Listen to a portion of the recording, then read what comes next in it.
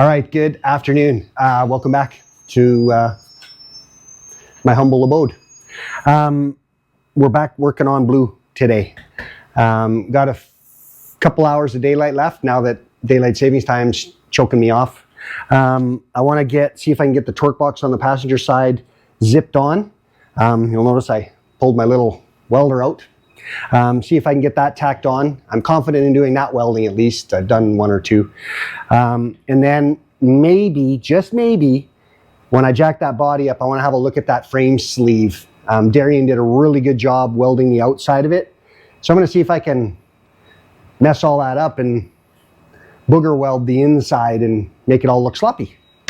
I'm going to have a look at that and see if that's something I can tackle. Darian was very nice when he was here. I grabbed my helmet and he actually walked me through on his technique and what to watch for and the puddle and all that sort of stuff. So we'll see if I can put some of that into practice maybe.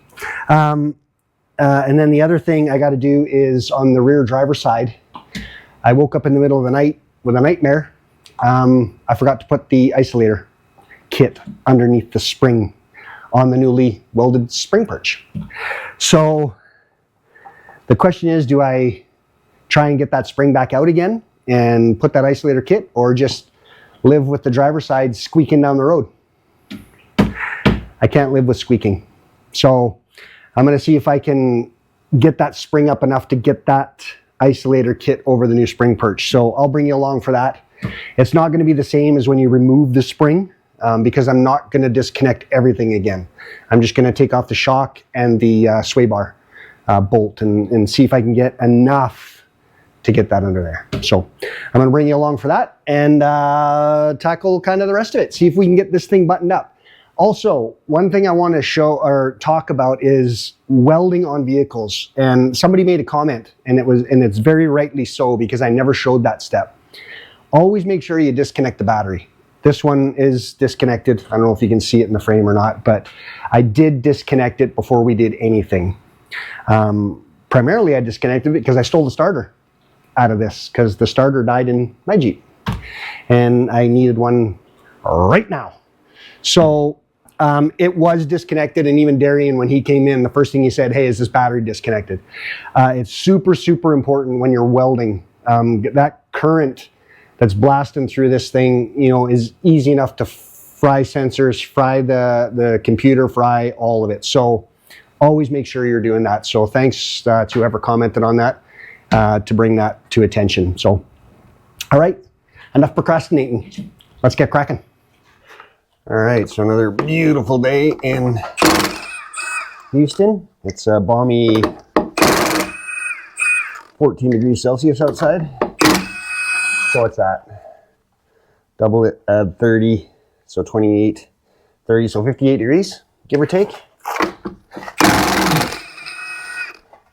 It's a beautiful day to be out here, because I'm not sweating already. Okay, we got the Jeep all jacked up, got the jack stand under the frame. So now we can work on disconnecting the shock that I just did and get the sway bar disconnect off. And then we can get that spring out and get that isolator kit in. Okay, so once we get to this spot here, so I've got all the tension off, the sway bar disconnects off, the shock's off, but there's still just a little bit of tension on it. So what we can do is we can jack up the other side of the axle and see if we can push that up a little bit, which will help bring this down. So we'll go do that next.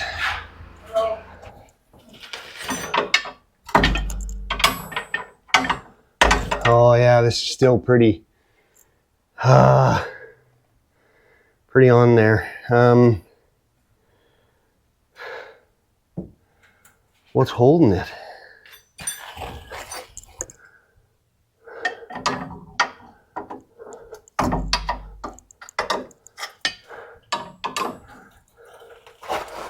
Oh man.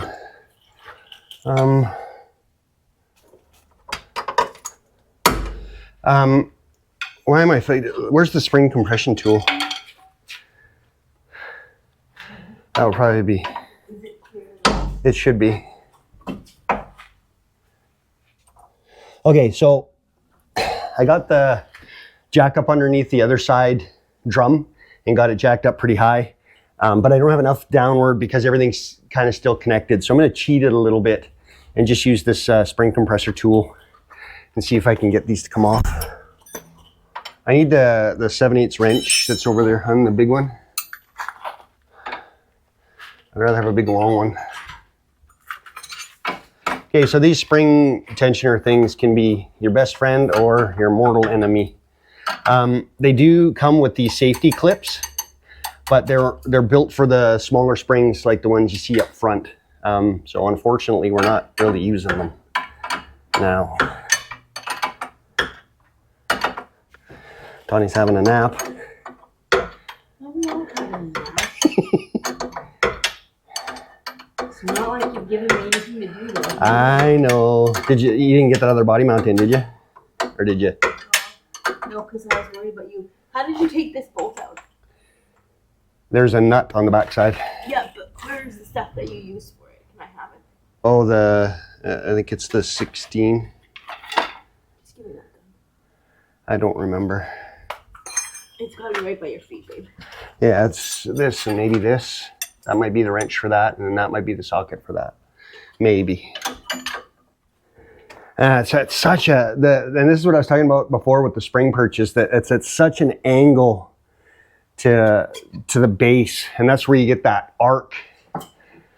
And it just makes it more cumbersome. You notice the bump stop's missing. When I took the spring out, it broke off. And I really wasn't worried about putting it in because with the lift, it's very unlikely that spring is going to bottom out. And plus, what we use this Jeep for, it's not going to bottom out. If we were out in the trails and all that kind of stuff, then I'd probably be a little bit worried about it. But for what we're going to use this Jeep for, not really a thing. If Tanya's hopping curbs at that speed and those that high, we got bigger issues. Are you saying no, I'm not a wild child? You're not a wild child. So now these are actually starting to bend a little bit because there's a lot of tension on this. So I don't think I want to keep.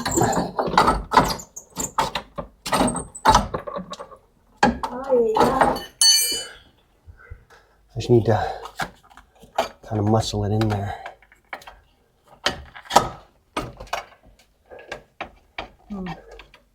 The second that you do that though.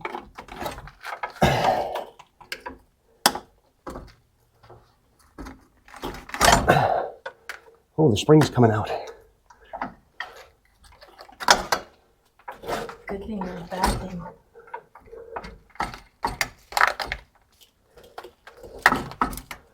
Nicely done, babe. Yeah, but it's not on the... Where are the holes? There they are. Oh, there's something under here. There's that hole. Where's that hole? Okay, so using the spring compressor tool, I got enough leverage on it to get the isolator kit underneath. So now this should just flop right back into place. So now we can take the spring compressor off and make this thing safe again. Because these spring compressors are under quite a bit of tension, as you can imagine. So start loosening these off. Okay, getting a little less dangerous.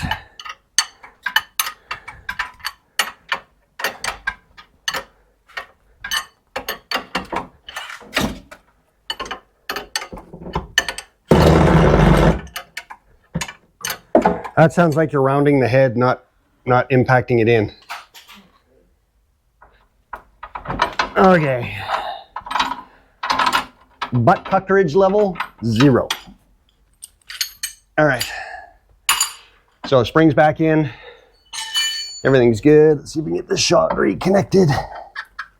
Should be easy with the... We'll get the jack from the other side. Okay. All that just to get that little isolator back in the bottom. So shock's all on. The sway bar is all back together. Control arm, everything is all on. So now we get to carry on with the torque box. So I'll get to remove the running board and start cracking. Tone, what you can do is, if you want to put the running board on the other side, I don't know how comfortable you are with that. You want to give it a try? Okay. While she's doing that, I'm going to go get on the other side. You got it? You got it figured out? Maybe. There's one.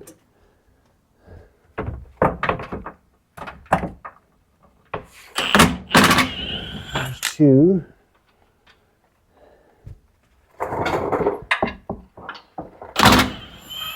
These are coming out pretty good. Three. I hate this. I hate this impact. I just cannot stand it because it's got the auto eject feature.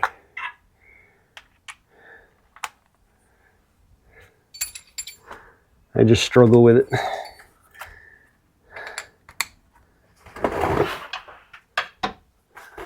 Not gonna go through there. Yeah, it is. Auto eject. Sorry. That's okay. Okay. That sides out.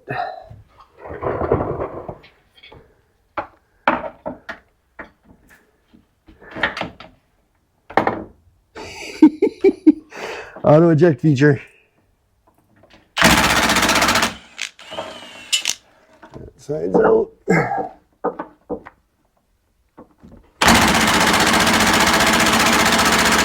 Uh-oh.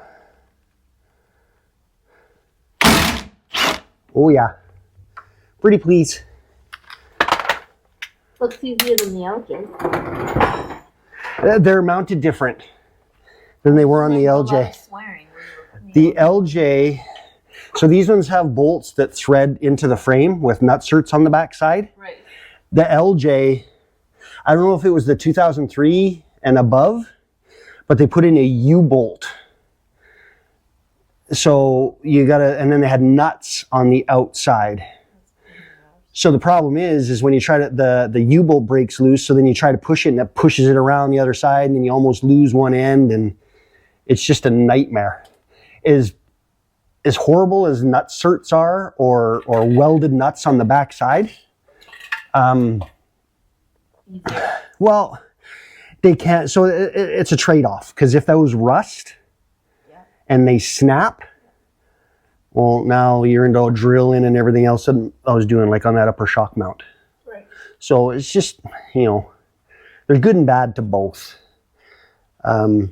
Obviously, because this is going so swimmingly, I prefer this.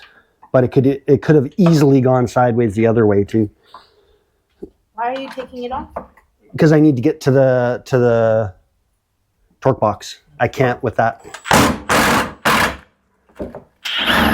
I can't with that in the way. Yeah, that's good. I'll clean all those up. Those can go back on. So the problem is that this one is really bad. This one is blown right out. So now what I gotta do is get these body mounts off and then cut this and get it all cleaned up and then get this one ready to weld on. Uh-oh.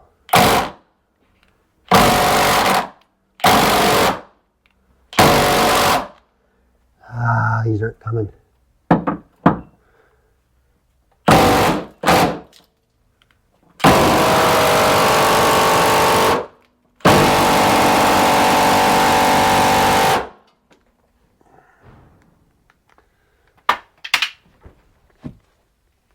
Okay, so that gun is, please come out. This gun. You're wearing ear protection. This gun, what? What? You should be wearing ear protection. What? Yeah. This gun Yeah. is, okay, it's time to come out. Quit pissing around. Quit pissing around. I'm done messing with you. I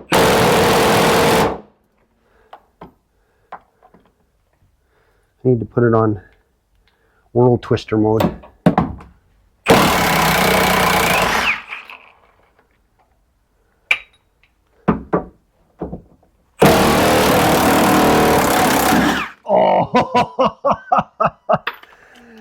Oh, sparks were flying.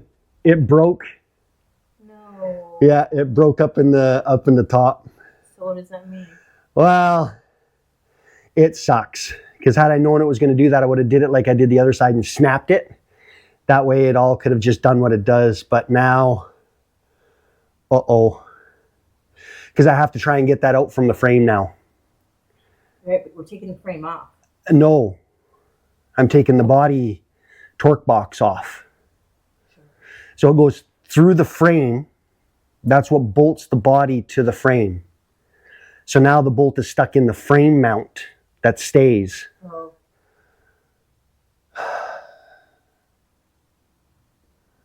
I saw the sparks fly up there and I should have, nah, it doesn't matter. Coulda, woulda, shoulda. Didn't. Yeah, it's, yeah. Holy. All right, so I got everything all jacked up, got the body mounts loose as you saw, except for this one. In true to fashion, instead of snapping it like I did the other side, I thought I could rattle it out, and it's obviously a lot more far gone than the other side was. So I ended up just stripping it right out. Not ideal, but not the end of the world. With some basic tools, I think we can get this out. I got some Sawzall blades and a grinder. What I'm going to try and do is just grind the head off and then see if I can slide the stuff right off it and then pull the kit out. So let's work on that now.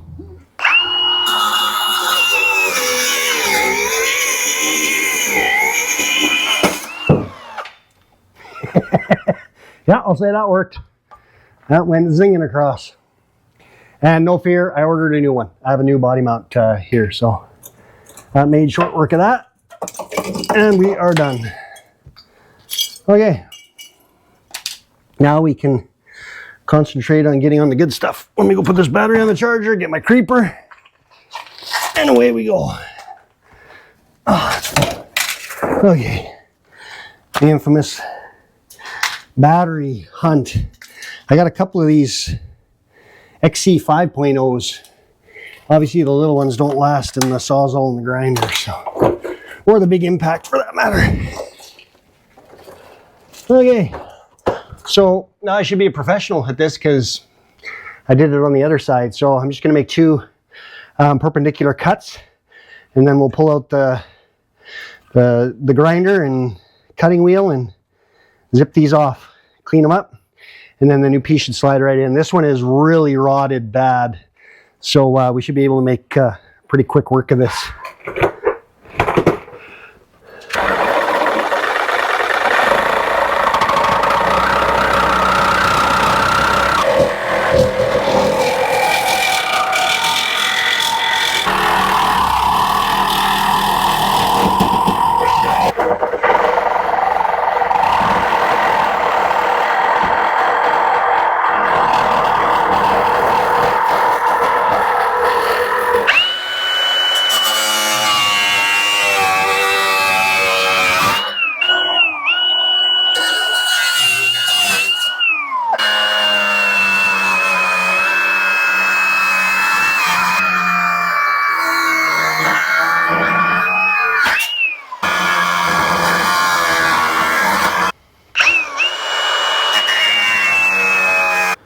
Okay, this side is going to be tougher than this side. This side should just bend right off. So this back one wasn't as bad as the front one, obviously, or the middle one, but it still needs to be dealt with.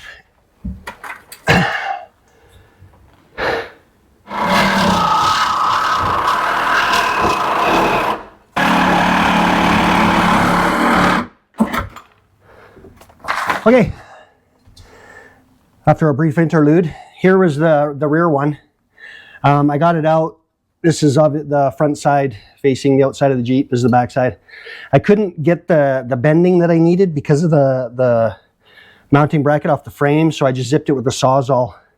But you can see where this actually bends up. So it's kind of double lipped on the inside, which makes it kind of cumbersome. But you can see this side was pretty eaten with rust, and it's pretty caved in. It wasn't completely gone, but definitely to the point where it needs to be replaced. So while we're in here, we might as well do it.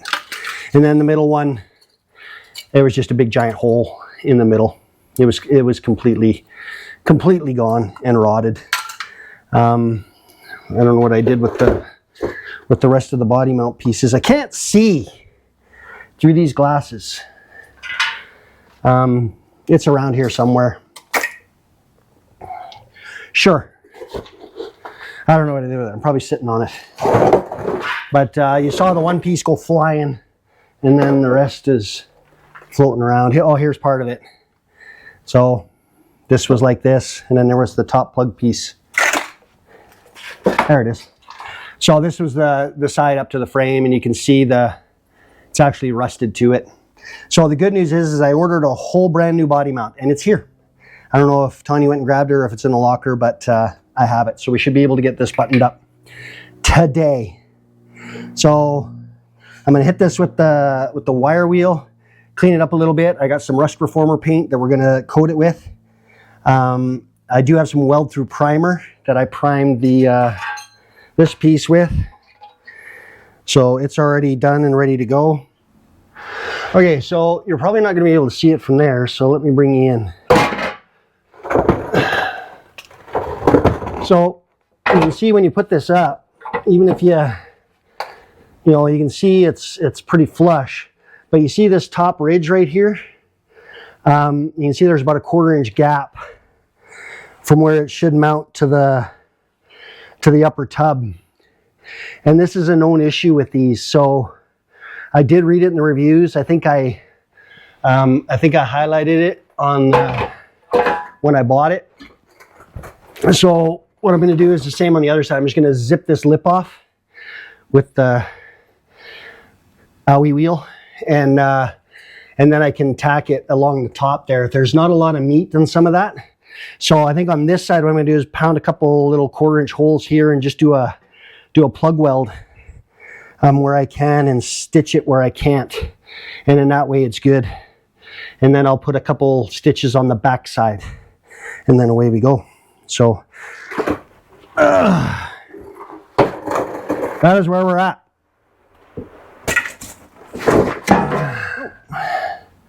Okay, Tanya graciously went and got me the brand new body mount, so that's ready to go in. This is all ready to go in. Now I'm gonna have to thread this. I don't have enough space.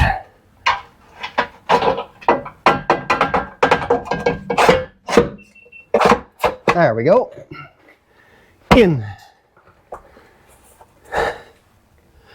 Okay, now let's start these.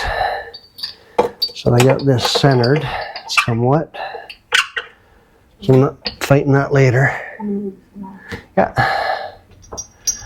So it's important to make sure that this new torque box is centered on obviously on the body mount bolts, because you weld it all in and then you can't get the bolts in, then you're in a pickle. So that seems to be in a decent spot right there. All right, so I cleaned up all this, got it ready to weld. I'm just gonna stitch it, put a couple stitches up here, along here, and do a couple on the back side, and then I'll probably put a plug weld or two in it, and then it is good to go. Again, this is just plug welded to the body, or pinch welded, so as long as it holds, that's the big thing. All right, let me go get the welder.